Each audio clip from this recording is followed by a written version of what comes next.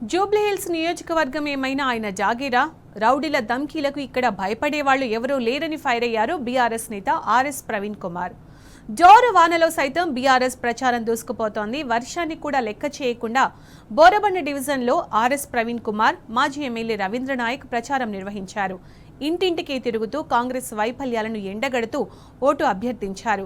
జూబ్లీహిల్స్లో బీఆర్ఎస్ గెలిస్తే సంక్షేమం వస్తుందని, కాంగ్రెస్ గెలిస్తే రౌడీజం వస్తుందని గుర్తు చేశారు. కాంగ్రెస్ పాలనలో లా అండ్ ఆర్డర్ గాడి తప్పిందని మండిపడ్డారు. జూబ్లీహిల్స్లో బీఆర్ఎస్ పార్టీ మాగంటి సునీత గోపీనాథ్ గెలుపు పక్కా అంటున్న ఆర్ఎస్ ప్రవీణ్ కుమార్తో మా ప్రతినిధి యాసర్ ఫేస్ టు ఫేస్.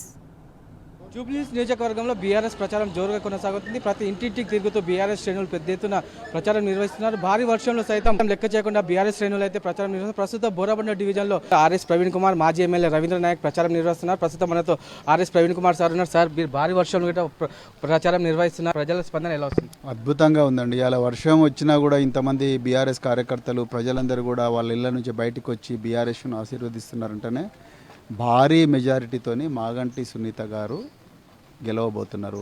నేను మళ్ళీ చెప్తున్నా, ఈ జూబ్లీహిల్స్ ఉప ఎన్నిక అనేది కేవలం ఒక మాగంటి సునీత గారు, నవీన్ యాదవ్ గారి మధ్యలో జరుగుతున్న యుద్ధం కాదు.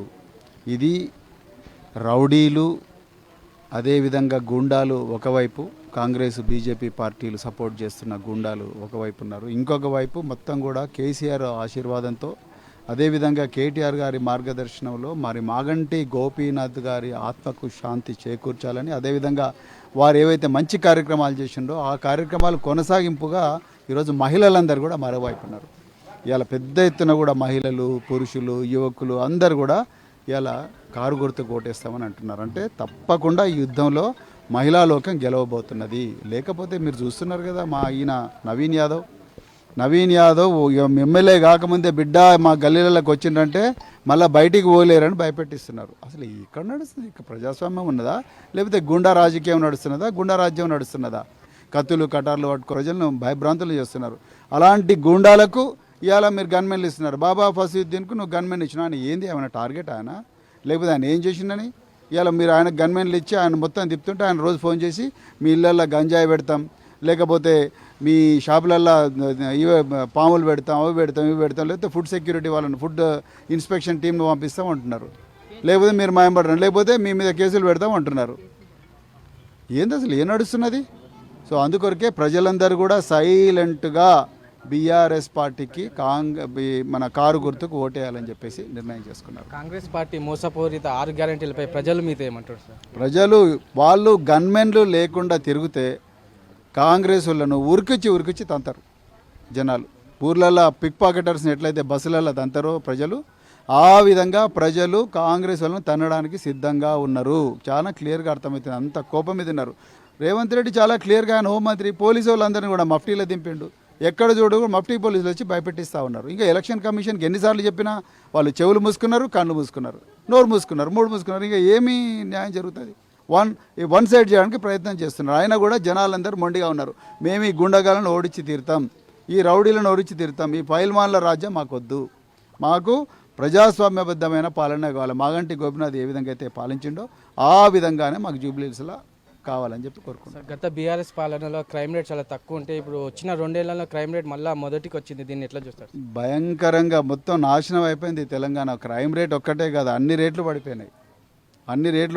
ఒకటి రేటు పెరిగింది. అదేంటి? గూండాల రేటు పెరిగింది.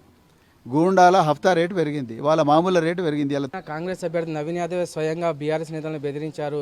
మీరు జూబ్లీహిల్స్ నుంచి సార్ బయటికి వెళ్ళలేరు నేను తలుచుకుంటే అన్నారు. దాన్ని ఎట్లా చూస్తారు? సీతక్క గారిని ముందర పెట్టి, లేకపోతే కోమటిరెడ్డి వెంకటరెడ్డి ముందర పెట్టి, లేకపోతే ఇంకెవరినో మీనాక్షి నటరాజన్ ముందర పెట్టి మేమంతా మంచోళ్ళమే అని చెప్పడానికి ప్రయత్నం చేస్తున్నారు. కానీ ఎన్నడైనా బయట పడాల్సిందే కదా. నేను ఆయన కుల్లా బయటపడ్డాడు. బిడ్డ నేను తలుచుకుంటే జూబ్లీహిల్స్ బయటకు వెళ్ళంటే అయ్యే జాగీరా, నేను ఓపెన్ అడితే అయ్యే జాగీరా, ఏంది అసలు ఏం మాట్లాడుతున్నావు? అంటే పోలీసు వాళ్ళు ఏం చేస్తున్నారు మరి? ఎక్కడ పోయినారు పోలీసు వాళ్ళు? ఎందుకు సోమోటో కేసులు రిజిస్టర్ చేస్తారు? ఎందుకు మరి 506 క్రిమినల్ ఇంటిమిడేషన్ బుక్ చేయండి కేసు ఆయన మీద.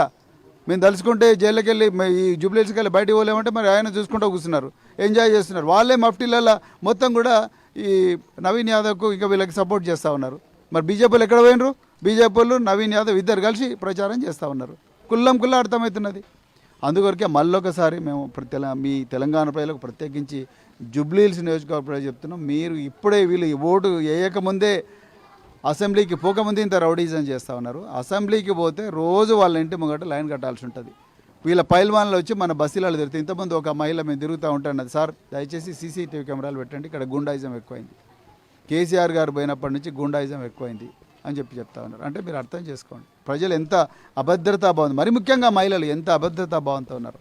అందుకొరకు ఈ గుండాగిరి పోవాలన్నా, ఈ దౌర్జన్యం పోవాలన్నా కారు గుర్తుకే బీఆర్ఎస్ పార్టీకే ఓటేయాలి. కేసీఆర్ గారు తిండి పెట్టిండ్రు, కేసీఆర్ కిట్లు ఇచ్చిండు, కేసీఆర్ గారు వీళ్ళందరి జీవితాలు బాగుండాలని ఉద్యోగాలు ఇచ్చిండు, ఇండ్లు ఇచ్చిండు, రైట్. సో వీళ్ళు ఏం చేస్తున్నారు, మన ఇళ్ళ గంజాయి పంపించి బిడ్డ నీకు ఎన్డీపీఎస్ కింద కేసు పెడతాం, గంజాయి కేసు పెడతాం అంటున్నారు. ఎక్కడ పోతున్నది మరి? ఎందుకు ఆయన ఇంతవరకు అరెస్ట్ చేయలేదు? ఎక్కడ పోయినారు డీసీపీలు, ఏసీపీలు, కమిషనర్లు? సో ఇదంతా చాలా క్లియర్గా అర్థమవుతా ఉన్నది. అందుకొరకే అర్జెంటుగా ఎప్పుడెప్పుడు నవంబర్ 11 వస్తుందా అని ప్రజలు వెయిట్ చేస్తున్నారు. అందరూ జూబ్లీహిల్స్ ప్రజలందరికీ కూడా ఒక్కటే చేతులు జోడించి నేను ఒక్కటే రిక్వెస్ట్ చేస్తున్నా, ఆ రోజు ఓటేయండి. మహిళలకు ప్రత్యేకించగా ఎవ్వడికి భయపడకుండా ఇంటి నుంచి బయటకు వచ్చి మీరు 2nd ఫ్లోర్లో ఉన్నారా, 3rd ఫ్లోర్ ఉన్నారా, 4th ఫ్లోర్లో ఉన్నారా, అది లెక్క కాదు.